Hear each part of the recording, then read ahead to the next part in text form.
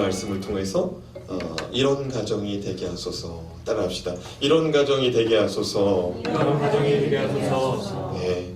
오늘 말씀은 예수님께서 이 베드로의 집에 방문하는 장면의 말씀입니다. 예수님께서 방문하신 집은 오늘 말씀에 보니까 베드로와 그의 동생 안드레의 집이다.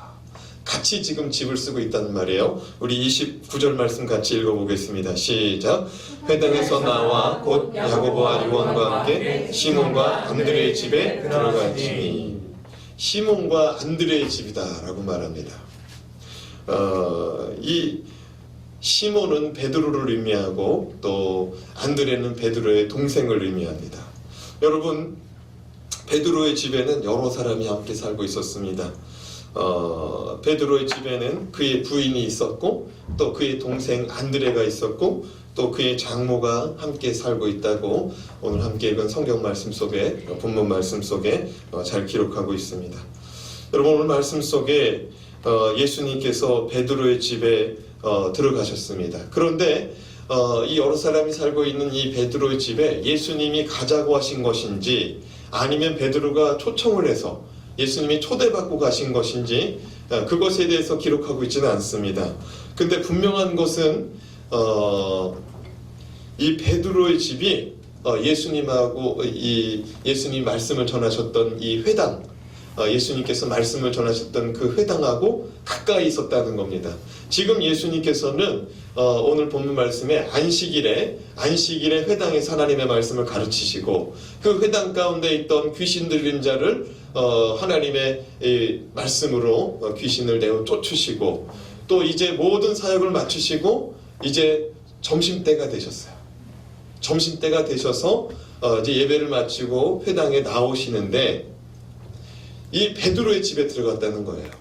왜 베드로의 집에 들어갔느냐? 분명한 사실이 뭐냐면 예수님이 초청받고 갔는지 가자고 해서 갔는지는 알 수 없지만 베드로의 집이 가까워서 갔습니다. 회당하고 베드로의 집이 가까워서 갔어요. 여러분, 베드로의 집하고 회당하고 얼마나 가깝느냐? 30m, 직선거리로 하면 20m 정도, 20m 정도면은 갈 수 있는 거리였습니다. 한번 사진을 좀 봤으면 좋겠는데요.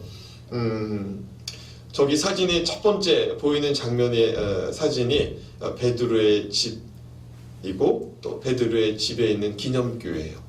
꼭대기에 있는 사진이 2층 건물이거든요. 1층이 베드로 집터고요. 저 2층이 저렇게 예배 드릴 수 있는 공간입니다. 또 하나의 사진을 좀 볼까요? 저기 보면은 맨 위에 있는 사진이 그 베드로 집터예요. 지금도 남아있어요. 베드로의 건물이, 그 집의 건물이 온전하지는 않지만은 저렇게 집터가 남아있습니다. 돌기둥하고 이렇게 그 벽돌 같은 것들이 남아있어요. 그리고 오른쪽에 보이는 저 사진 있잖아요. 저 사진을 보시면은 왼쪽에 하얀 건물이 조그맣게 보입니다. 보이십니까? 그리고 오른쪽 끝에 저 사진이 잘 안 보일 수도 있는데 오른쪽 끝에 있는 이쪽 끝에 있는 이 어두컴컴한 건물 있죠? 그게 아까 봤던 그 베드로의 집터예요. 한눈에 지금 보일 수가 있죠? 오른쪽 끝에 있는 건물과 또 왼쪽에 있는 저 건물이 바로 회당과 베드로의 집입니다. 그리고 저기 앞에 보이는 빨간색 옷을 입고 있는 사람이 보이는 저 건물이 바로 회당입니다. 그래서 지금도 저렇게 회당과 베드로의 집터가 잘 보존되어 있어요. 그러니까 예수님께서 아침에 이 회당에 가셔서 하나님의 말씀을 가르치시고 또 귀신을 내어 쫓느라고 얼마나 피곤하고 시장했겠어요.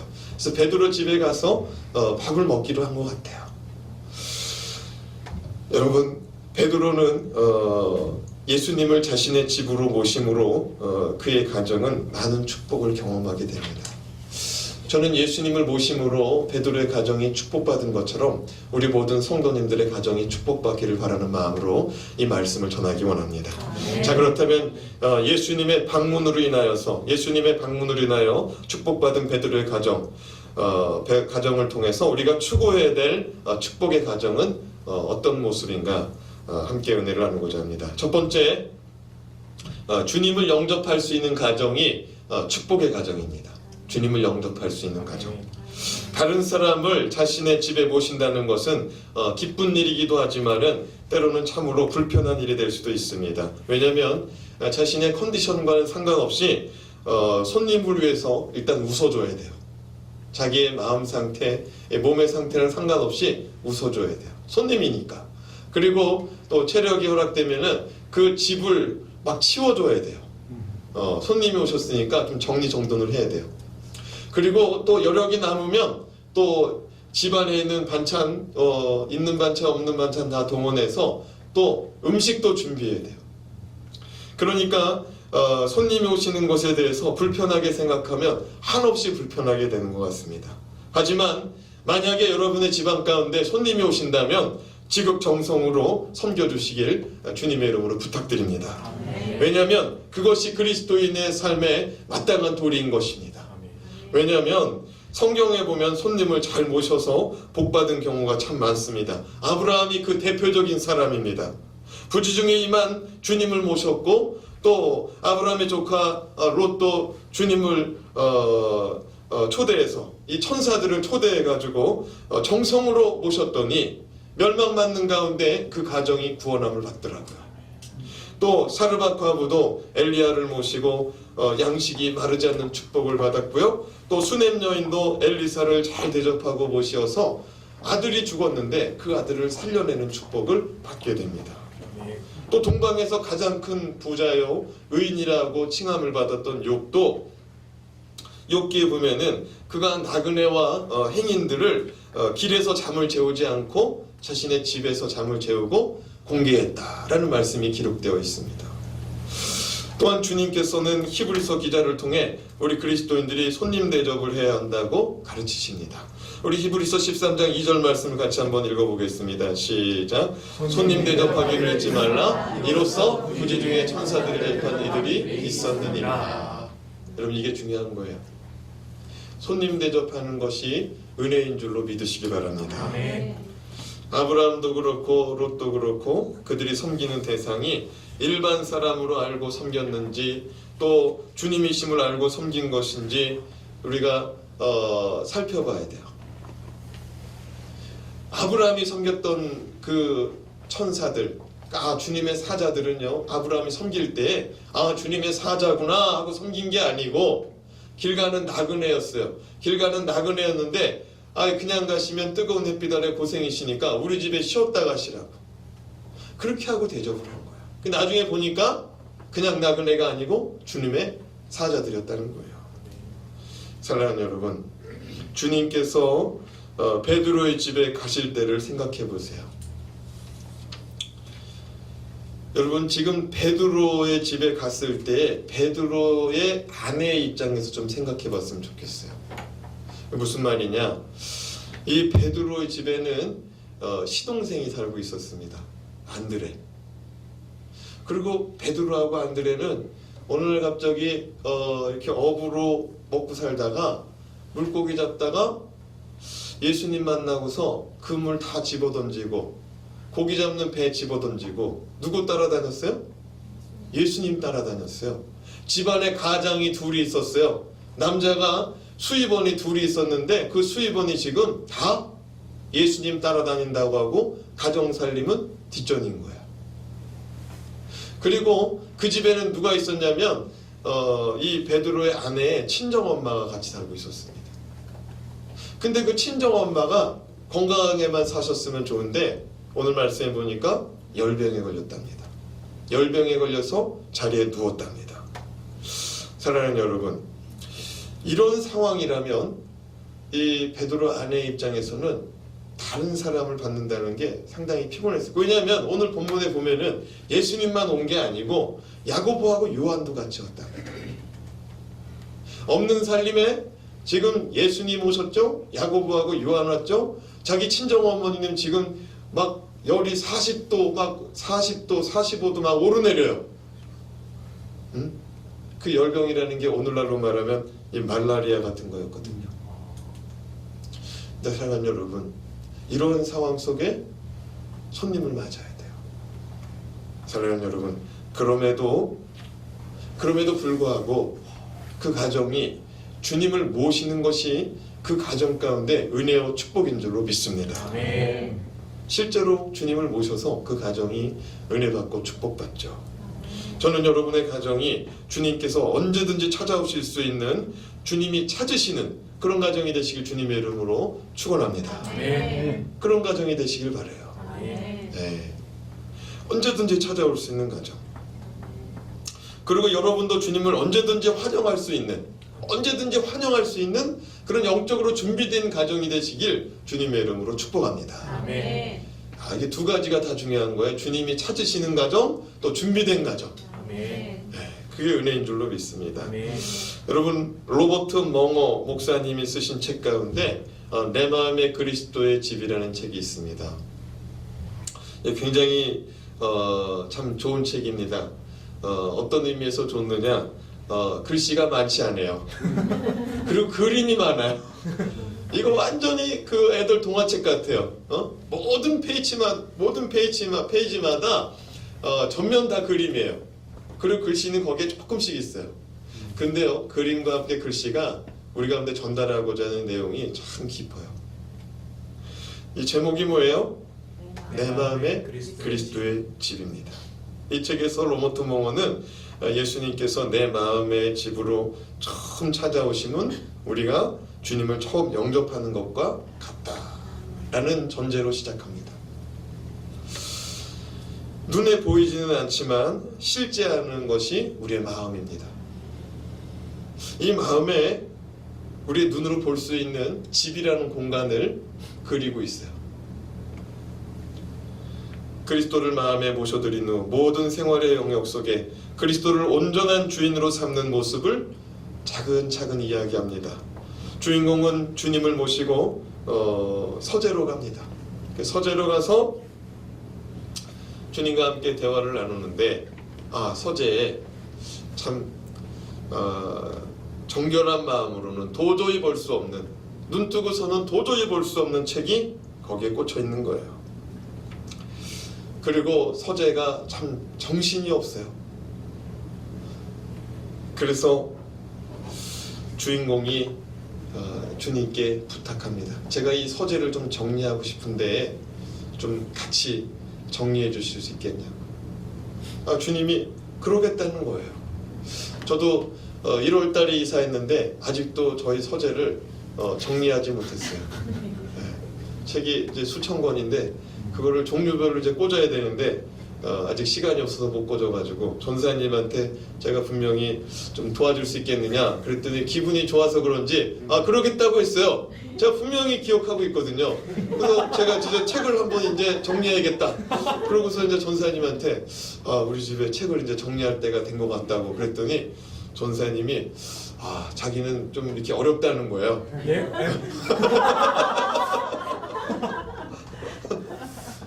주님, 전 목사님 모르겠다는 거예요. 제가 언제 그런 말을 했냐는 거예요.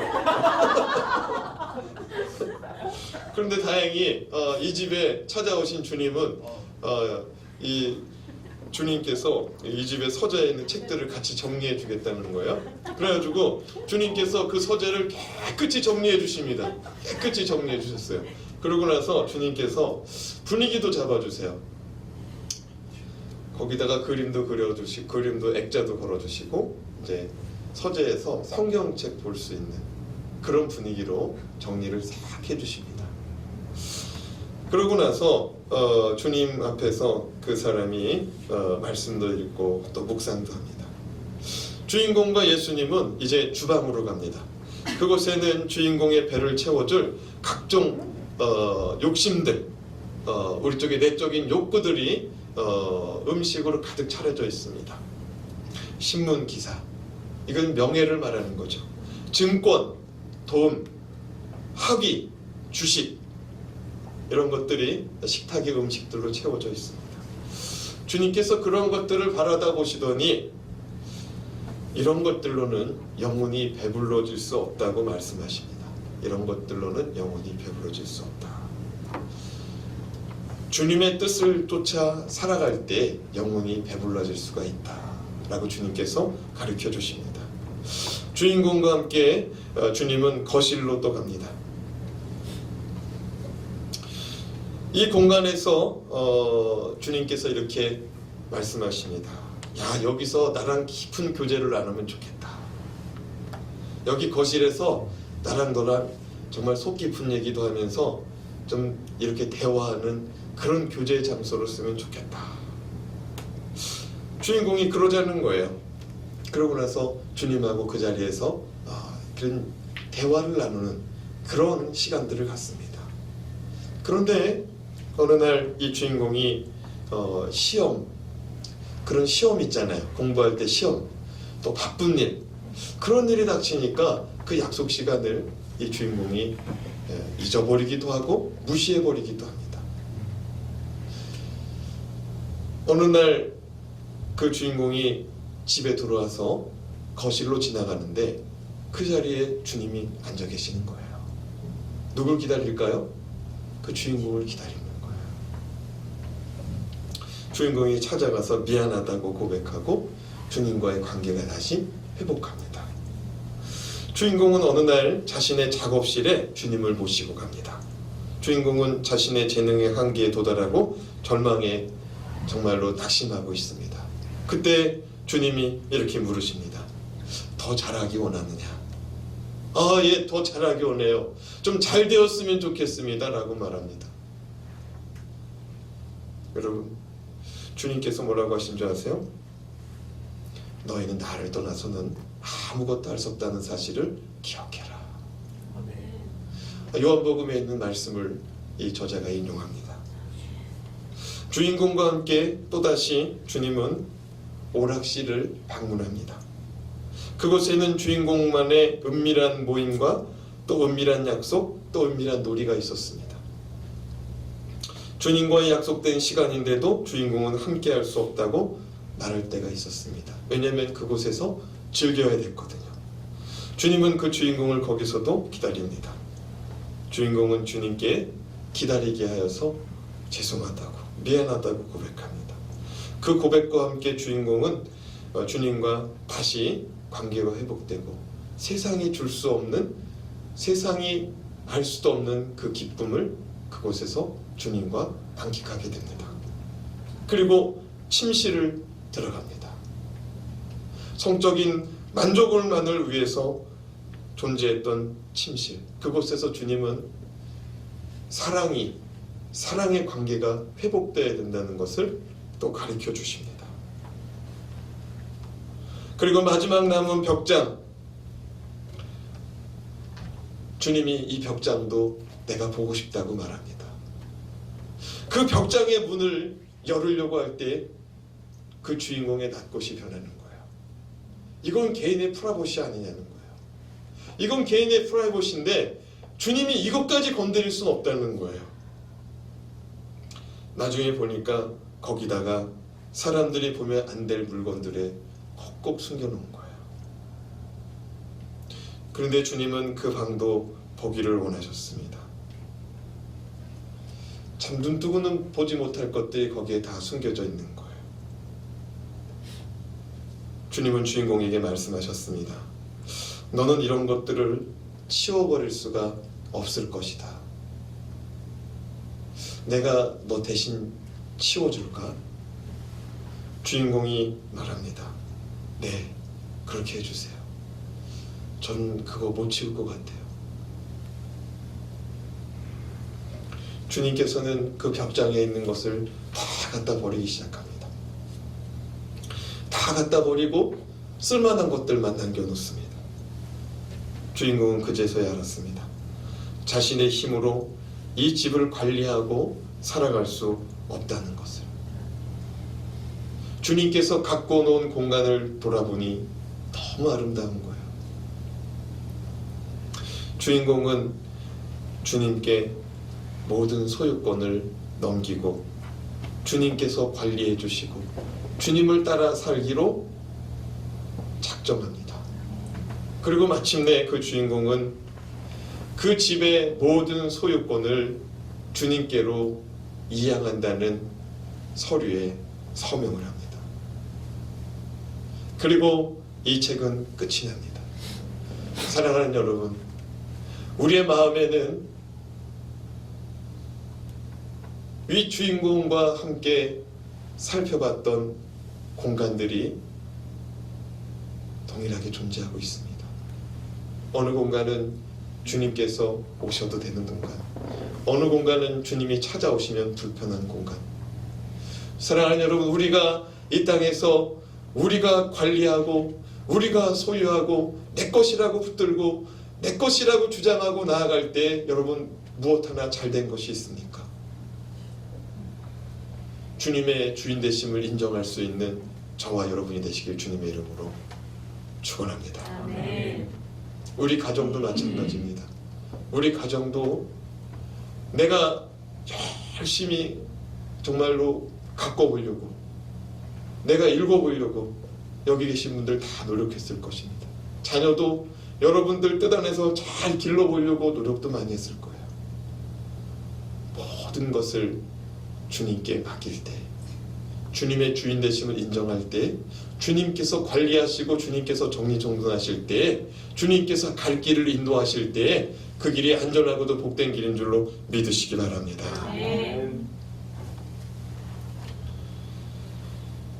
주님께서 우리에게 찾아오심은 우리의 삶을 구속하고 얽매이게 하려는 것이 아니라 은혜와 축복을 베풀기 위함인 줄로 믿으시기 바랍니다. 아멘. 요한복음 10장 10절 말씀에 도둑이 오는 것은 도둑질하고 죽이고 멸망시키려는 것뿐이요 내가 온 것은 양으로 생명을 얻게 하고 더 풍성히 얻게 하려는 것이라. 주님의 오심은 우리 가운데 생명 주시고 더 풍성하게 하려는 주의 은혜의 이 기회인 줄로 믿으시기 바랍니다. 아멘. 그래서 우리가 주님을 초청할 때 우리 안에 생명력이 충만할 것입니다. 아멘. 소망 없는 인생이 살맛 나는 인생으로 바뀔 거예요.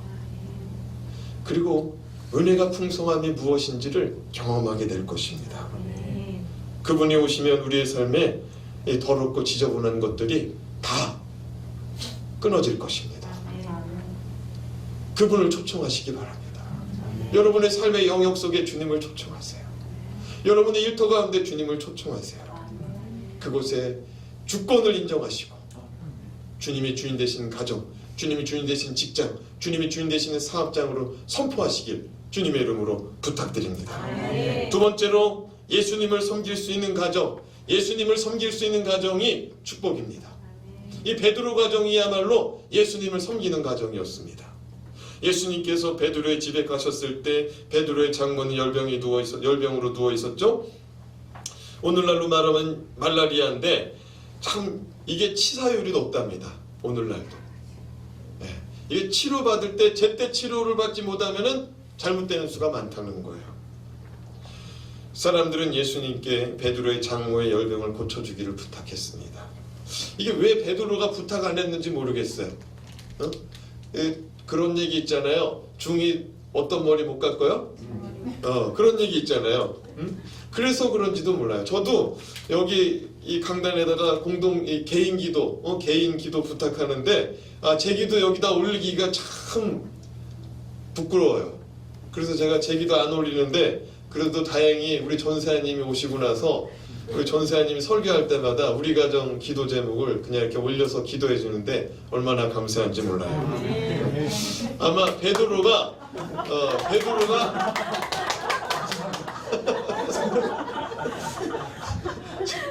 자기가 박수 치고 또 박수 받고 난리 났습니다.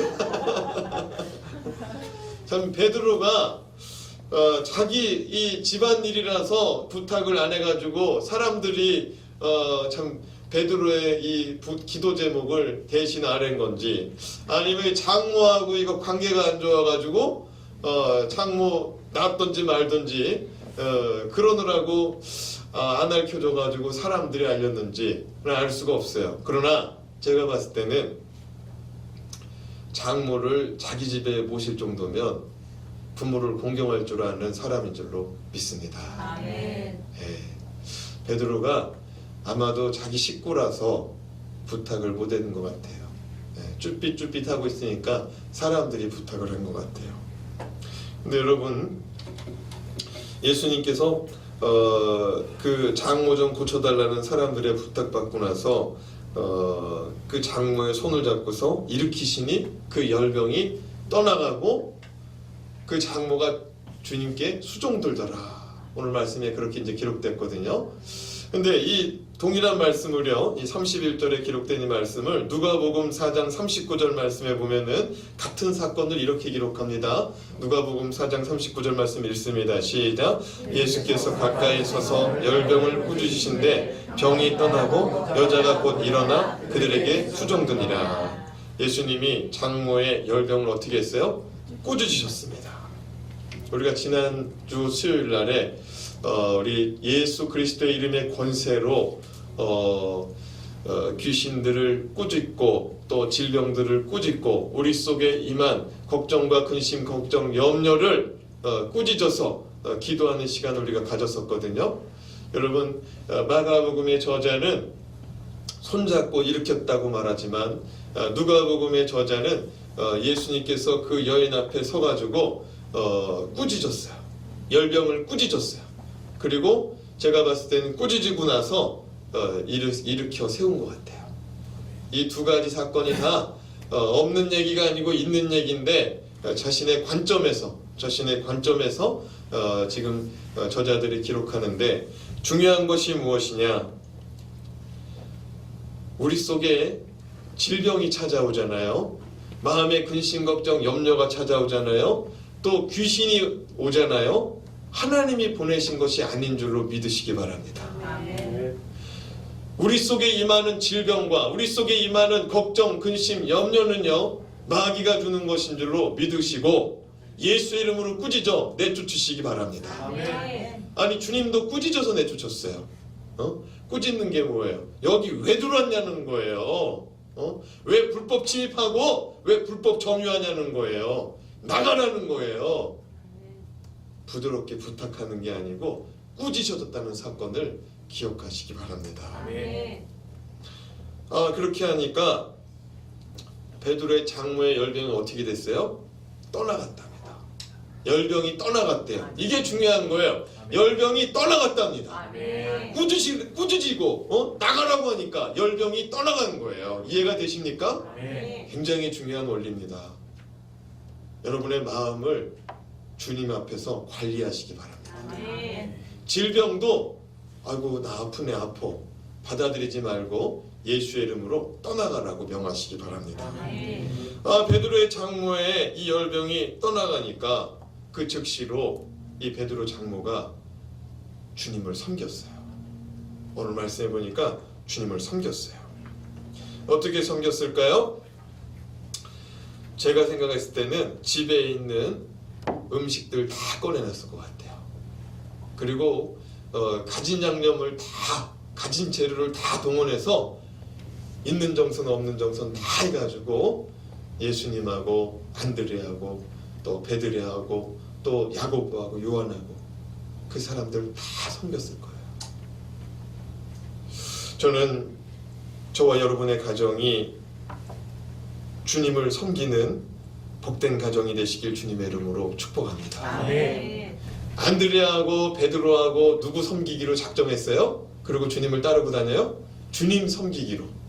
이 두 사람이 주님 섬기기로 작정하고 주님 따라다닙니다. 그 집에 누구 살아요? 베드로하고 안드레하고 장모하고 와이프하고. 근데 지금 말씀에 보면은 이 장모가 열병이 났자마자 주님을 섬기기 시작해요. 남은 사람이 누구예요? 부인이 남았어요. 그 집 식구들이 이제 다 주님을 섬깁니다. 그리고 베드로 와이프만 남았어요. 이 아내가 주님을 섬겼을까요? 안 섬겼을까요? 네? 섬겼어요. 섬겼을 것 같아요. 오늘 본문 말씀에는 기록되어 있지 않아요. 이 베드로 아내가 주님을 섬겼는지 안 섬겼는지 이 기록되어 있지는 않아요. 그런데 다행히도 사도 바울이 베드로 아내에 대한 얘기를 이 고린도전서 9장 5절에 기록해 놨어요. 우리 고린도전서 9장 5절 말씀 같이 읽어보겠습니다. 시작. 우리가 다른 사도들과 주의 형제들과 게바와 같이 믿음의 자매된 아내를 데리고 다닐 권리가 없겠느냐. 게바가 누구예요? 게바가 시몬 베드로예요. 게바가 또 다른 이름이 이 게바인데 주님이 저번 날에 그 제자들하고 같이 있는 가운데 게바라고 불러주셨거든요. 여러분, 이 게바가요, 이 베드로가 복음 전도하러 다니는데 누구를 데리고 다녔어요? 아내를 데리고 다녔다는 거예요. 그럼 아내가 이 베드로 사도의 발목 잡으려고 다녔겠습니까? 같이 다니면서 베드로 사도가 말씀 전하면 뒤에서 기도했겠죠. 또 점심 때 저녁 때 되면은 밥 해가지고 같이 먹었겠죠. 또 먼 길 여행할 때 누군가가 아프거나 그러면은 또 서로 도와주고 병수발 들기도 하고 그렇게 복음을 전했다는 거예요. 그 사도 베드로가 나는 베드로처럼 아내 데리고 다닐 권리가 없어가지고 나 혼자 다니는 줄 아느냐, 지금 뭐 이러는 얘기를 하는 거예요. 사랑하는 여러분, 온 집안 식구가 다 베드로 동생, 장모님, 또 베드로 아내, 온 집안 식구가 다 예수 그리스도를 섬기는 가정이 되었습니다. 저는 주 예수를 믿으라, 그러면 너와 내 집이 구원을 얻으리라. 주의 약속의 말씀 있지 않습니까? 저는 여러분만 예수 믿지 말고 온 집안 식구가 다 예수 믿길 바라고, 저는 여러분만 예수 그리스도를 섬기고 예배하지 말고 온 집안 식구들이 다 예수 그리스도를 섬기고 예배하는 가정이 되기를 주님의 이름으로 축원합니다. 마지막으로 복음으로 쓰임받는 가정이 복 있는 가정입니다. 복음으로 쓰임받는 가정. 이 베드로 가정이 복음으로 쓰임받은 가정이에요. 32절 33절 말씀 좀 같이 읽어보겠습니다. 시작. 저물어 해질 때에 모든 병자와 귀신 들린 자를 예수께 데려오니 온 동네가 그분 앞에 모였더라. 여러분, 해가 저물었어요. 예수님과 안식일에 하나님께 예배하고 점심때쯤에 베드로 집에 들어왔는데, 이제 장모 열병 고치고 나서 또 점심 먹고 나니까 이제 저녁 때 된 거예요. 저녁 때 됐어. 그랬더니 누구네 집 대문 앞에 온 동네 사람 다 모여 있대요. 너무 어려워요? 말씀 한번 다시 읽어볼까요? 네? 30 몇 절이에요? 네, 32절 33절 말씀 다시 한번 읽어볼게요. 시작. 저물어 해질 때 모든 병자와 귀신 들린 자를 예수께 데려오니 온 동네가 그 문 앞에 모였더라. 지금 아직도 베드로 집 앞에 있는 거예요. 아직도 베드로 집 앞에 지금 베드로 집에 예수님하고 예수님 제자들이 다 모여 있어요. 그런데 해질 때가 되니까 사람들이 슬금슬금 다 모여드는데 누구네 집 앞에 모였다고요? 베드로 집 앞에 모였다. 오늘 말씀해 보니까 각종 병든 사람, 모든 병자와 귀신 들린 자가 다 예수께 나왔답니다. 근데 그 말씀에 보면 온 동네가 나왔대요. 그 집 문 앞에 온 동네가 나왔대. 이거 온 동네가 모였다는 얘기는 온 동네 사람 다 모였다는 거예요. 저는 여러분의 가정이 온 동네 사람이 다 모일 수 있는 그런 사랑방이 되길 주님의 이름으로 축복합니다. 네, 동네 사람들이 다 모이는 집이 됐으면 좋겠어요. 여러분, 사람이 집에 드나들어야 복이 있는 집인 줄로 믿습니다. 네, 시골에서는 사람 드나드는 것을 좋아해요. 네, 지나가는 행인 냉수 한 컵이라도 주는 게 시골 인심이에요. 근데 요즘에는 아파트 살아서 그런지 배를 눌러도 안 열어줘. 배를 눌러도 안 열어줘. 누구세요? 꼭 물어봐. 누구세요? 저는 여러분의 가정이 정말 대문 열고서 이웃들을 맞이할 수 있기를 바라요.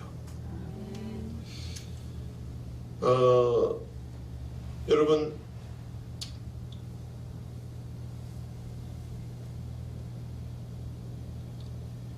이 초대교회에서는요,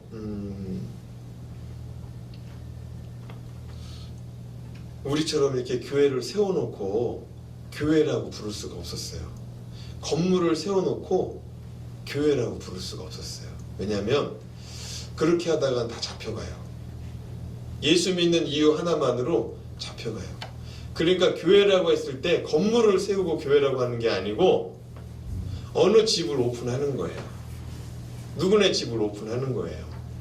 거기 모여서 주님을 찬송하고 주님의 말씀 듣고 떡을 떼고 함께 모여 기도하고 서로 돌아보아서 없는 살림 채워주기도 하고 격려하기도 하고 그게 교회였어요. 그게 교회였어요. 저는 여러분이 살고 있는 집이 복음으로 쓰임받기를 바랍니다. 아멘. 그럴 만한 형편이 아니신 분은 기도하세요. 주여 우리 집도 쓰임받을 수 있도록 축복해 주시옵소서. 아멘. 주여 우리 집이 복음 전도의 장이 되게 하여 주시옵소서. 아멘. 여러분 손님들 초대해서 차도 마시게 하고 부침개도 부쳐서 대접하시고 또 여러분의 집을 오픈해서 앞으로 목장 모임도 하시길 바랍니다. 아멘. 기도의 장소로도 쓰시고 교제의 장소로도 쓰시고 사람들 초청해서 복음 전도도 하시길 바래요. 아멘. 사도행전 16장에 보면 사도 바울이 환상을 보게 됩니다. 이게 무슨 환상이냐? 마게도냐의 사람이 막 손을 흔드는 거예요. 막 손을 흔드는 거야. 우리를 도와달라는 거야. 마게도냐 사람이 와서 우리를 도와달라고 막 소리치면서 손을 흔들어요. 빨리 오라고. 사도 바울이 이 환상에서 다 깨고 나니까 마게도냐 사람들이 자기 보고 와서 하나님의 말씀을 전해달라나 보다. 내가 거기로 복음 증거하러 가야겠다. 그렇게 마음을 먹고 아침 짐 싸가지고 마게도냐를 향하여 배를 타고 떠납니다. 그렇게 해서 마게도냐로 가게 되고 마게도냐에서 첫 발을 내리게 되는데 그 도시가 바로 빌립보입니다. 빌립보에 가서 이 사도 바울이 첫 번째 안식일을 맡게 됩니다. 이 안식일을 맡게 돼가지고 처음 가는 동네니까 사람들한테 물어보는 거예요. 여기 내가 기도하고 싶은데 회당이 어디냐는 거예요. 여기 회당이 어디냐는 거예요. 그런데 가만히 보니까 여자들이 저쪽에서 모여 있는 거예요. 그래가지고 그 여자들에 가서 내가 지금 기도할 곳을 찾는다는 거예요. 그렇게 어떻게 얘기를 하다 보니 거기서 사도 바울이 복음을 전합니다. 이 서로 이렇게 어떻게 얘기하다 보니까 말문이 길어졌나 봐요. 그러다가 하나님의 말씀을 전합니다. 거기에서 한 여자가 하나님을 믿는 사람인데 그 여자 이름이 루디아예요. 들어보셨어요? 네. 네, 자주장사 루디아. 그 사람이 하나님을 믿는 사람인데 그 사람이 사도 바울의 말씀을 듣고서 뭐라고 그러냐면 우리 집에 좀 가자는 거예요. 바울 선생님 우리 집 좀 가자는 거예요. 그래서 우리 집에 가서 좀 머무르시라는 거예요. 그 집에 가서 이 루디아가 이 사도 바울의 말씀 듣고서 온 집안 사람들이 다 예수 믿기로 결심하고 아멘. 침례받고 아멘. 자기 집을 오픈해서 교회를 세우는데 그 교회 이름이 빌립보 교회입니다. 아멘. 여러분 빌립보 교회 사도 바울이 생각만 해도 기쁘게 여기는 교회입니다. 그래서 사도 바울이 빌립보서를 썼어요. 이 빌립보서가 뭐냐? 빌립보 교회에게 쓴 편지예요. 사람들은 이 빌립보서를 말하기를 기쁨의 서신이라고 말합니다. 기쁨의 편지라고 말해요. 왜요? 사도 바울이 빌립보 교회만 생각하면 너무 기쁜 거예요. 빌립보 교회의 주축이 누구예요? 루디아예요. 루디아 집 식구들이 물심양면으로 사도 바울의 이 복음 전도를 돕습니다. 옥에 갇히면 옥에 가서 사식 넣어주고 거기다가 돈 넣는 영치금도 넣어주고 끝까지 쫓아다니면서 사도 바울을 돕습니다. 생각만 해도 기쁜 거예요. 사랑하는 여러분, 사도 바울의 이 개척교회, 이 빌립보 교회, 루디아가 자기 집을 오픈했을 때 쓰임받았습니다. 사도행전 10장에 보면 백부장 고넬료가 등장합니다. 이 사람은 의로운 사람이고 이 사람 하나님을 섬기는 자고 구제하는 일에 힘쓰는 자였다고 기록합니다. 사도 베드로가 기도를 합니다. 기도를 하는데 하늘에서요 그릇이 내려와요. 하늘에서 막 그릇이 내려와. 근데 그 그릇 속에 보자기가 내구퉁이가 묶여져 있어요. 그래서 하늘에서 음식이 막 내려와요. 그래가지고 점심때가 돼가지고 사도 베드로가 배고파가지고 그거를 얼른 열어봤어요. 환상 중에 얼른 열어봤어. 그랬더니 아이고 이 못 먹는 것만 가득한 거예요. 하나님의 말씀 율법 가운데 먹지 말라고 기록되어 있는 것들이 거기에 다 들어가 있는 거예요. 근데 하나님이 뭐라 그러느냐? 이거 먹으라는 거예요. 사도 베드로가 이거 어떻게 먹냐고요? 하나님 말씀에 이거 율법에 먹지 말라고 기록되어 있는데 그래도 내가 정하다고 하니까 먹으라는 거예요. 하나님이. 사랑하는 여러분, 하나님이 정하다고 하시면 정한 줄로 믿습니다. 아멘. 사도 베드로가 하나님의 그 메시지를 듣고서 그렇게 꿈을 깨요. 그러고 있는데 바깥에서 사람이 왔어요. 누군가 봤더니 백부장 고넬료가 보낸 사람들이에요. 아니 이방인이 나를 왜 찾냐는 거예요.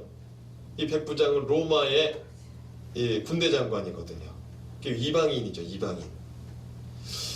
이 군대 장관이 보낸 사람들이 와서 하는 얘기가 뭐냐?